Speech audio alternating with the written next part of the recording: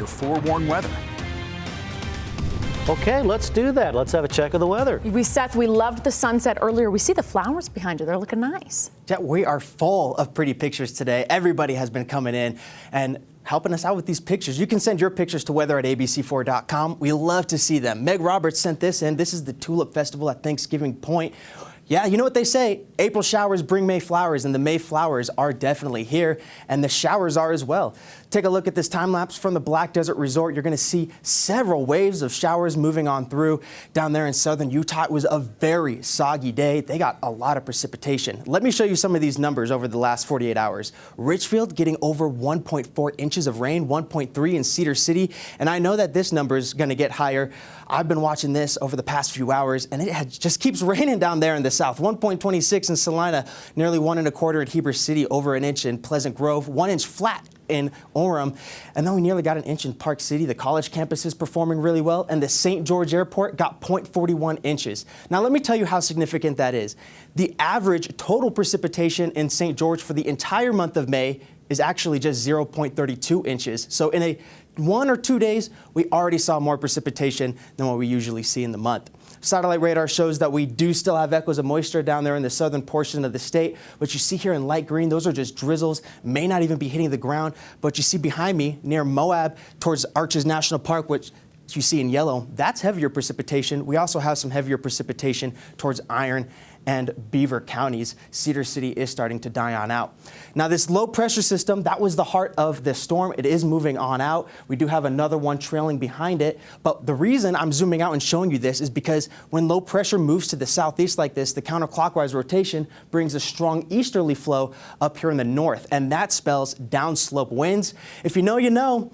Downslope winds can really cause some problems when we get that easterly flow along the northern Wasatch Front. Cache Valley also is going to be battling some winds overnight. A wind advisory is in effect for the northern Wasatch Front and Cache until 4 o'clock in the morning. We're looking at winds about 15 to 25 miles an hour, but gusts as high as 50 miles an hour. So make sure that you tie down your garbage cans because they will go flying in those areas. Places like Centerville, Farmington are going to be hit the hardest. Right now we're stopping this right around midnight, but those strong winds continue overnight. We'll stop this again right around 5, 6 in the morning. We do still have some strong winds, but then the sun starts to come up and the winds kind of turn more into a firm breeze throughout the rest of the day. Places like Park Lane, the places notorious for those downslope winds near Canyon Mouse. Make sure that you keep an eye out for that tonight. Right now, you can actually see we already are seeing the easterly winds really whipping our colonial flag. We're going to be pretty gusty here in Salt Lake as well. Temperatures are running in the 50s across the entire state, 58 degrees here in Salt Lake. 56 in St. George. Lows are going to drop into the 40s for most of us, a couple 30s in there as well. 47 in Salt Lake, 39 for Nephi, 52 will be the overnight low in St. George. Our futurecast is going to walk us through the next couple of days. You're going to notice overnight it does clear on out, but with the introduction of daytime heating, we start to see a couple more showers bubble up, mainly in the higher elevations. We're going to start to see a couple of thunderstorms, and we can't rule out a shower making its way into the southern or maybe even central valleys, but they'll be very brief, and then they'll be clearing on out. By the nighttime, it's looking really nice. That pattern's going to shift, and high pressure is going to build and allow for warming temperatures and really clear skies. Let me show you what I mean. So here goes that low pressure system. We can say bye to that. We do still have a little bit of unsettled weather tomorrow on the eastern side of the state. And then that high pressure builds, allowing for really warm temperatures. And it just gets warmer from there with that southerly flow as it starts to move out to the east. Regional forecast shows we're going to be in the 70s in the north tomorrow, 60s down south with unsettled weather in the higher terrain, a couple 70s in the warm spots. 77 degrees is going to be the high in St. George tomorrow, and it gets warmer, 85 degrees by Thursday, and then the 90s are coming back. It's starting to feel a little bit like summer.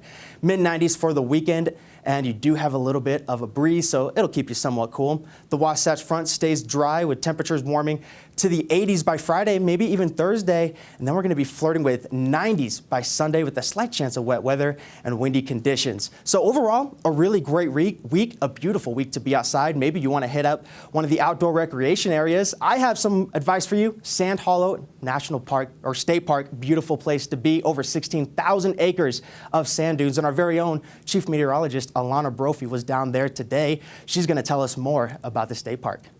Yeah, in Utah, we know that the red sand is grand. And when you visit Sand Hollow State Park, You get to get in tune with more than 16,000 acres of sand dunes, and that's just one of the draws of this gorgeous state park in the desert.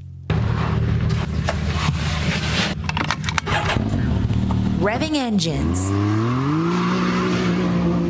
kicking sand, and the chance to swoon over the dune. Don't be stupid, but don't be totally coy as well. You know, drive fast. It's a good time. There I am, tearing it up. Just joking. I'm your resident passenger princess. But the thrill is what park visitors love about Sand Hollow. It's the best of the best when it comes to the land and water. So top of the world's awesome. It's the highest point inside the state park. So you get a view of everything. It's beautiful out here. There's cliff jumping, there's an island, there's just all sorts of different spots. Lots of bass fishing inside the lake. So there's a little bit for everyone. With more than 300 days of sunshine, Sand Hollow Rentals makes your outdoor dreams come true. Well, definitely don't pack any side-by-sides. We've got plenty of those. Don't bring your Sea-Doos, don't bring your boats. We've got plenty of those down here at the state park. The area designated a park back in 2003, and it gets plenty of love. Utah's most visited state park is adorned with red rock, sandy beaches, and a reservoir known for fishing and fun in the sun. We've got our wake sport boats, we've got wakeboarding, tubing, surfing, jet skiing, and so there's no way to not have fun on the water, even depending on like what your kind of fun is. Park Ranger Carly Mallow says on top of the 4 campgrounds, from primitive to full hookups, you've got 20,000 acres of desert digs to dive into, from the scorpion hunts to catching a glimpse of one of the 250 species of migrating birds. Come down from northern Utah and come see what we have to offer, because it's unlike anything else. So Sand Hollow State Park is really what you make it, but I guarantee this is a sandbox you're going to want to play in. For more information, head to our website, abc4.com. Reporting in Hurricane, I'm Alana Brophy, ABC4 News.